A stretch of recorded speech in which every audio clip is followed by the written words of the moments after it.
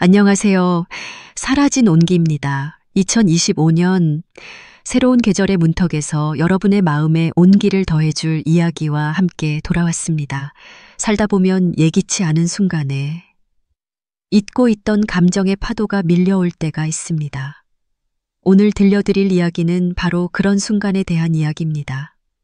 한 여인의 삶에 스며든 낯설고도 강렬한 떨림, 그리고 그 떨림이 가져온 선택에 대하여 이 이야기가 여러분의 지친 일상에 작은 위로와 설렘이 되기를 바랍니다. 지금부터 그 섬의 밤으로 함께 떠나보겠습니다. 어둠이 짙게 깔린 섬의 밤이었다. 방파제에 부딪히는 파도 소리만이 유일한 배경음악처럼 고요함을 채웠다. 소연은 가디건 자락을 여미며 차가운 바닷바람을 맞았다. 서울의 열대야가 거짓말처럼 느껴지는 서늘한 공기였다. 내일이면 이 섬을 떠나야 했다. 지독한 더위와 더 지독한 현실이 기다리는 옥탑방으로 돌아가야 한다는 생각에 심장이 차갑게 식는 듯했다. 그때였다. 등 뒤에서 불쑥 단단하고 커다란 그림자가 그녀를 덮쳤다. 이 밤에 혼자 여기서 뭐 하는 겁니까? 낮고 굵은 목소리, 돌아볼 새도 없이.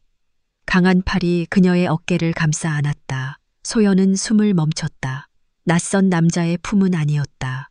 지난 며칠간 그녀가 머물렀던 민박집의 주인이자 먼저 세상을 떠난 친구 은주의 남편 민준이었다. 하지만 지금 그의 행동은 단순한 걱정이나 친절의 범주를 넘어서고 있었다. 그의 가슴팍이 단단하게 등에 닿았고 짠내 섞인 그의 채취가 훅 끼쳐왔다. 심장이 방망이질 치기 시작했다. 위험하게 이러고 있지 말아요. 그의 입술이 귓가를 스칠 듯 가까웠다. 뜨거운 숨결이 목덜미에 닿자 소연은 저도 모르게 몸을 떨었다. 그가 그녀를 돌려 세웠다. 희미한 달빛 아래 그의 깊은 눈이 번뜩였다. 파도에 깎이고 햇볕에 그을린 그의 얼굴은 투박했지만 그 눈빛만큼은 그 어떤 젊은 사내보다도 강렬했다. 내일 가지 마요. 그의 목소리는 명령에 가까웠다. 소연은 아무 말도 할 수 없었다. 그의 시선이 그녀의 떨리는 입술에 머물렀다. 마른 입술을 적시고 싶은 충동을 간신히 참았다. 민준의 거친 손이 그녀의 턱을 감싸쥐고 부드럽게 들어 올렸다. 그리고 천천히, 아주 천천히 그의 얼굴이 다가왔다. 파도 소리가 멀어지고 오직 서로의 숨소리와 미친 듯이 울리는 심장 소리만이 세상을 가득 채웠다. 이대로 시간이 멈춰버렸으면 좋겠다고 소연은 부끄러운 생각을 하고 말았다. 소연이 이 섬, 사량도에 온 것은 순전히 죽은 친구 은주와의 약속 때문이었다. 암으로 세상을 떠나기 전 은주는 병상에서 소연의 손을 잡고 애원하듯 말했다. 언니, 내가 없더라도 우리 신랑 외롭지 않게 가끔 섬에 들러줘. 그 사람은 언니를 친누나처럼 따랐잖아. 그리고 그 섬, 정말 지상낙원이야. 여름에도 시원하고 언니 그 끔찍한 옥탑방에서 여름 나는 거 내가 눈을 감아도 편히 못 감을 것 같아. 그렇게 떠밀리듯 온 섬이었다. 은주의 남편 민주는 말없이 그녀를 맞아주었다. 아내가 살아있을 때처럼. 그는 소연을 살갑게 챙겼다. 하지만 그가 차려주는 따뜻한 밥상 앞에서 소연은 차마 고개를 들 수 없었다. 친구의 빈자리가 너무도 컸고 그 자리를 자신이 잠시나마 대신하고 있다는 사실이 죄스러웠다. 민주는 말이 없는 남자였다. 하루 종일 바다에 나가 통발을 걷고 해가 지면 묵묵히 저녁을 준비했다. 두 사람은 마주 앉아 밥을 먹었지만 대화는 거의 없었다. 그저 그가 가끔 툭 던지는 말. 많이 먹어요. 피곤하면 일찍 들어가 쉬고. 그게 전부였다. 하지만 그 침묵 속에는 이상한 기류가 흘렀다. 식사를 하다 문득 고개를 들면 그의 시선이 자신에게 머물러 있는 것을 몇 번이나 발견했다. 그럴 때마다 그는 황급히 시선을 돌렸지만 그 짧은 순간에 담긴 감정은 소연의 마음을 온통 뒤흔들어 놓았다. 그날 밤도 그랬다. 저녁을 먹고 각자의 방으로 돌아가려던 참이었다. 민준이 막걸리 한 병을 들고 와 그녀 앞에 내밀었다. 내일 가는데 이대로 보내기 아쉬워서. 그의 말에 소연은 거절할 수 없었다. 툇마루에 나란히 앉아 술잔을 기울였다. 밤이 깊어질수록 두 사람 사이의 침묵은 더 이상 어색하지 않았다. 오히려 편안하고 아찔했다. 그 사람 보고 싶지 않아요? 소연이 먼저 침묵을 깼다. 은주 이야기였다. 민주는 말없이 술잔을 비웠다.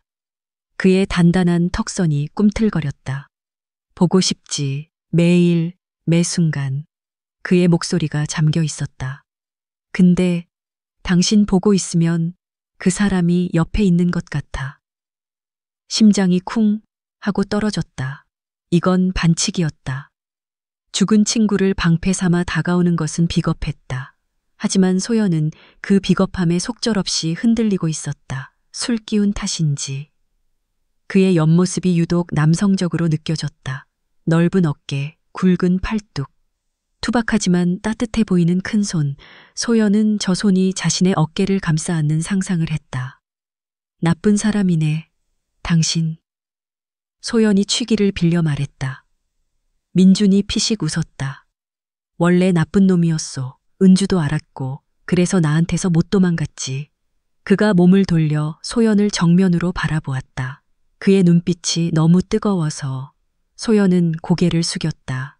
그러자 그의 손이 다가와 그녀의 손등을 부드럽게 덮었다. 어부의 손은 거칠고 투박했지만 그 손길은 놀라울 만큼 다정했다. 심장이 터질 것 같았다. 서울 힘들지 않소?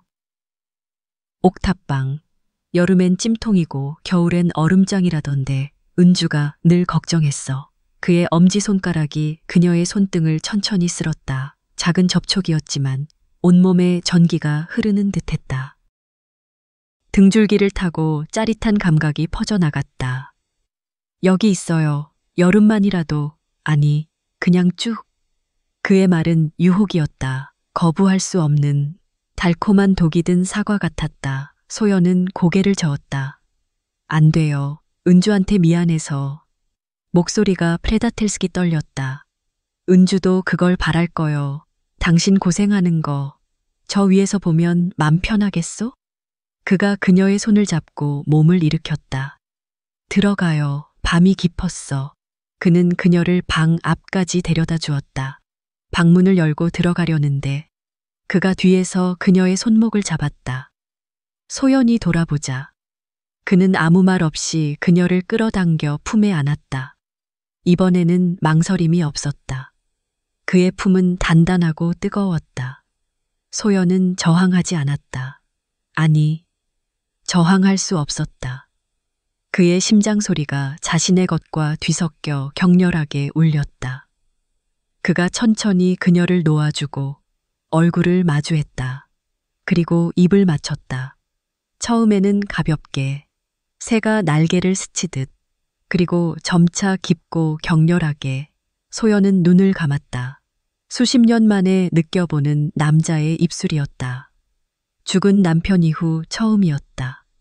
그의 거친 입술이 그녀의 것을 탐하고 뜨거운 혀가 들어오는 순간 소연의 머릿속에서 무언가 툭 하고 끊어졌다. 그녀는 그의 목을 끌어안고 매달렸다. 얼마나 지났을까. 두 사람은 숨이 차서야 입술을 떼었다. 서로의 얼굴을 바라보며 가쁜 숨을 몰아쉬었다.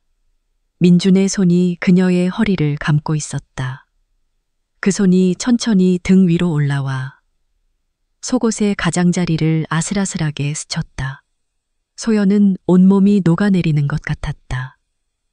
그가 다시 입을 맞추려는 순간 소연이 그의 가슴을 밀어냈다. 은주. 그녀의 입에서 나온 이름에 민준의 얼굴이 굳었다. 두 사람 사이에 흐르던 뜨거운 공기가 순식간에 차갑게 식었다. 그렇다. 그들 사이에는 죽은 은주가 있었다. 그의 아내이자 그녀의 친구 미아나오. 민준이 한 걸음 물러섰다. 그의 얼굴에 고통과 욕망이 뒤섞여 있었다. 소연은 차마 그를 쳐다보지 못하고 방으로 뛰어 들어갔다. 문을 닫고 주저앉았다. 심장은 여전히 미친 듯이 뛰고 있었고 입술은 불에 댄 듯 뜨거웠다. 그날 밤 소연도 민준도 잠을 이루지 못했다. 다음 날 소연은 도망치듯 섬을 빠져나왔다. 민준은 선착장에 나오지 않았다. 그것이 그의 마지막 배려라고 생각했다. 서울로 돌아오는 내내 그녀의 머릿속은 온통 그와의 입맞춤과 그의 뜨거운 눈빛으로 가득했다. 서울의 현실은 가혹했다. 버스에서 내리자마자 훅 끼쳐오는 매캐한 공기와 아스팔트의 열기가 그녀를 짓눌렀다. 가파른 계단을 올라 옥탑방 문을 열자 후끈한 공기가 왈칵 쏟아졌다. 섬의 서늘한 밤 공기는 꿈이었던 것처럼 아득했다. 짐을 풀기도 전에 사촌 언니 지혜에게서 전화가 왔다. 너 지금 어디야? 오자마자 우리 집으로 와야지. 명절 준비할 게 산더미인데. 너 없어서 내가 얼마나 고생했는지 알아? 소연은 한숨을 쉬었다. 이것이 그녀의 현실이었다. 그녀는 파출부가 아니었지만 사실상 파출부나 다름없었다. 8살이나 많은 사촌 언니 지혜는 남편과 사별하고 넓은 아파트에 혼자 살면서 소연을 일주일에 서너 번씩 불렀다. 청소, 빨래, 음식, 집안의 모든 굳은 일은 소연의 몫이었다. 지혜는 넉넉한 일당을 쳐주는 것을 큰 은혜처럼 여겼지만 소연에게는 그 돈이 목숨줄이었다. 관절염 약값과 최소한의 생활비를 벌기 위해서는 언니의 부름을 거역할 수 없었다.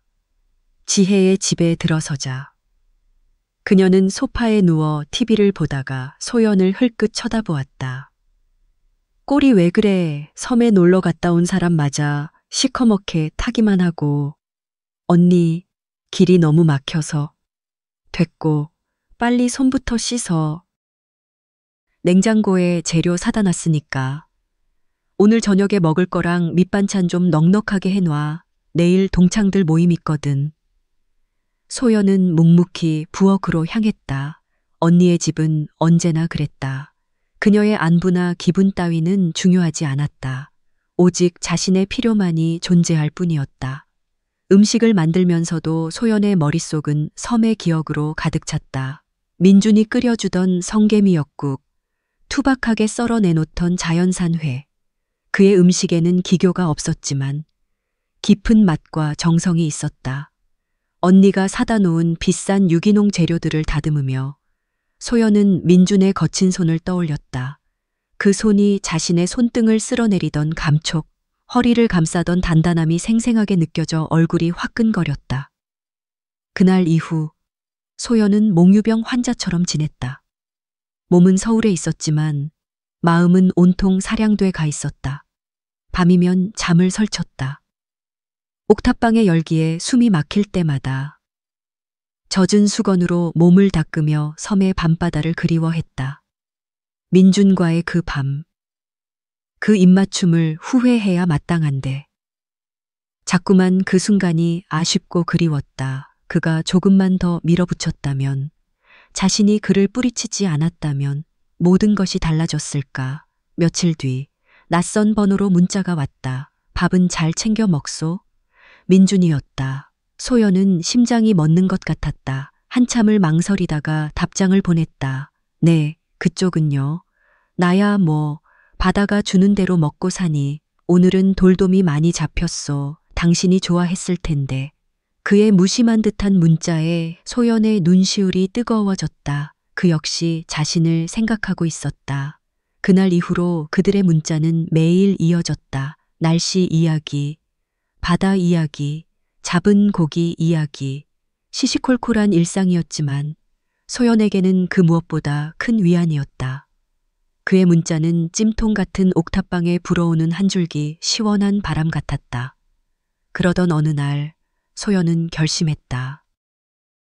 지혜의 집에서 일을 하다가 언니가 친구와 통화하는 것을 듣게 된 것이 계기였다. 내 사촌 동생, 아직 우리 집 와서 일 도와줘. 솜씨는 좋지. 근데 요새 넋이 나갔는지 자꾸 실수를 하네. 늙어서 그런가 봐. 그래도 걔 아니면 누가 나한테 이렇게 맞춰주겠어. 걔도 나 아니면 갈 데 없는 처지인 거 알거든. 소연은 들고 있던 접시를 떨어뜨릴 뻔했다. 피가 거꾸로 솟는 기분이었다. 갈 데 없는 처지, 맞는 말이었다. 하지만 그 말을 언니의 입으로 직접 들으니 비참해서 견딜 수가 없었다. 평생을 남을 위해, 자식을 위해, 그리고 언니를 위해 살아왔다. 이제는 자신을 위해 살고 싶었다. 단 하루라도 그날 저녁. 소연은 지혜에게 폭탄 선언을 했다. 언니, 나 이제 여기 일 못 나와. 뭐? 그게 무슨 소리야? 갑자기 왜? 나 재혼해. 지혜는 들고 있던 찻잔을 떨어뜨렸다. 재혼? 너 미쳤어? 이 나이에 누구랑? 섬에서 만난 사람이야. 섬? 그 민박집 주인? 세상에. 너 진짜 제정신이 아니구나. 그것도 네 친구였잖아. 미친 거 아냐? 지혜의 비난이 쏟아졌다. 소연은 묵묵히 듣고만 있었다. 내가 너한테 어떻게 해줬는데 이럴 수가 있어? 내가 너 먹여 살린 거나 마찬가지야. 근데 은혜를 원수로 갚아? 그 늙은 어부한테 미쳐서 나를 버리겠다고? 언니, 이건 버리는 게 아니야. 내 인생을 찾는 거지. 나도 이제 내 행복을 좀 찾고 싶어. 행복? 웃기지 마. 그 늙은이가 너한테 뭘 해줄 수 있는데. 소연은 더 이상 대꾸하지 않고 자리에서 일어났다. 언니의 저주 섞인 말을 뒤로하고 집을 나서는 발걸음은 이상하게도 가벼웠다. 수십 년간 그녀를 짓누르던 무거운 족쇄가 풀리는 기분이었다. 소연은 며칠에 걸쳐 옥탑방의 짐을 정리했다. 버릴 것은 버리고 남길 것은 상자에 담았다. 평생을 살아온 흔적이 고작 상자 몇 개에 담기는 것이 허무했지만 동시에 자유로웠다. 그녀는 민준에게 전화를 걸었다. 저예요. 지금 그쪽으로 가도 될까요? 수화기 너머에서 한동안 말이 없었다. 소연의 심장이 조마조마했다. 그가 거절하면 어떡하지? 기다리고 있었소. 그 한마디에 소연은 울음을 터뜨렸다. 사량도로 향하는 여객선 위에서 소연은 세차게 부는 바닷바람을 맞았다. 눈물인지 빗물인지 모를 것이 뺨을 타고 흘렀다. 두려움과 설렘이 뒤섞인 채였다. 선착장에 배가 가까워지자 방파제 끝에 서 있는 익숙한 인형이 보였다. 민준이었다. 그는 미동도 없이 배가 들어오는 쪽을 바라보고 있었다. 배에서 내린 소연은 그를 향해 걸어갔다. 가까워질수록 그의 얼굴이 선명해졌다. 그는 조금 수척해 보였지만 눈빛만은 여전히 강렬했다. 소연이 그의 앞에 멈춰 서자 그는 아무 말 없이 그녀를 끌어안았다. 그의 품에서 소연은 비로소 안도했다. 집으로 돌아온 기분이었다. 고생했소. 그가 그녀의 등을 토닥이며 말했다. 그들의 새로운 삶은 소박하고 평온했다. 아침이면 민주는 바다로 나갔고 소연은 집을 정리하고 밥을 지었다. 오후에는 함께 텃밭을 가꾸거나 해안가를 산책했다. 밤이면 툇마루에 앉아 파도 소리를 들으며 두런두런 이야기를 나눴다. 그는 자신의 지난 삶을 은주와의 추억을 담담하게 털어놓았다. 소연 역시 자신의 고단했던 삶과 죽은 남편에 대한 그리움을 이야기했다. 그들은 서로의 상처를 보듬고 외로움을 채워주었다. 육체적인 관계는 자연스럽게 이루어졌다. 어느 비 오는 밤, 빗소리를 들으며 나란히 누워있을 때였다. 민준이 그녀의 손을 잡고 자신의 가슴에 가져갔다. 여기가 당신 때문에 이렇게 뛰어. 소연은 그의 심장 박동을 느끼며 눈을 감았다. 그가 몸을 돌려 그녀를 안고 입을 맞췄다. 그날 밤의 키스처럼 격렬하지는 않았지만 훨씬 더 깊고 다정했다. 그의 손길은 그녀의 온몸을 천천히 그리고 세심하게 어루만졌다. 마치 깨지기 쉬운 보물을 다루듯 소연은 그의 모든 것을 받아들였다. 수십 년간 닫혀있던 몸과 마음이 활짝 열리는 기분이었다. 환갑이 넘은 나이에 그녀는 비로소 한 여자로서 사랑받고 있음을 느꼈다. 어느 날 소연은 민준의 서랍에서 낡은 서류 봉투 하나를 발견했다. 집문서였다. 그런데 소유주 이름이 그녀의 이름으로 바뀌어 있었다. 이게 뭐예요? 저녁상 앞에서 소연이 묻자 민주는 쑥스러운 듯 머리를 긁적였다. 당신 처음 떠나던 날 혼자 가서 정리했소. 당신이 다시 돌아올 거라 믿었으니까. 여긴 이제 당신 집이야. 그러니 어디 갈 생각 말고 여기서 나랑 같이 늙어 죽을 생각만 해. 소연은 눈물이 핑 돌았다. 이 남자는 표현은 서툴렀지만 누구보다 깊은 사람이었다. 그녀는 자리에서 일어나 그에게 다가가 뒤에서 그를 꼭 껴안았다. 그의 넓고 단단한 등이 참으로 든든했다. 가끔 지혜에게서 전화가 왔다. 처음에는 악담을 퍼붓더니 요즘은 조금 누그러진 목소리로 푸념을 늘어놓았다. 새로 들인 파출부가 맘에 안 든다. 음식이 입에 안 맞는다. 네가 있을 때가 좋았다. 소연은 묵묵히 들어주었다. 언니의 외로움을 이해했지만 다시 그 삶으로 돌아갈 생각은 없었다. 오늘도 민주는 새벽 일찍 바다로 나갔다. 소연은 그가 돌아올 시간에 맞춰 저녁을 준비한다. 창밖으로 보이는 바다는 금빛 노을에 물들어 반짝이고 있었다. 저 멀리서 작은 점 하나가 점점 커져왔다. 민준의 배였다. 소연은 저도 모르게 미소를 지었다. 그녀의 심장이 다시금 부드럽게 고동치기 시작했다. 사라졌던 온기가 이제 그녀의 삶을 가득 채우고 있었다. 그를 기다리는 이 시간, 이 그리움마저도 이제는 축복이었다.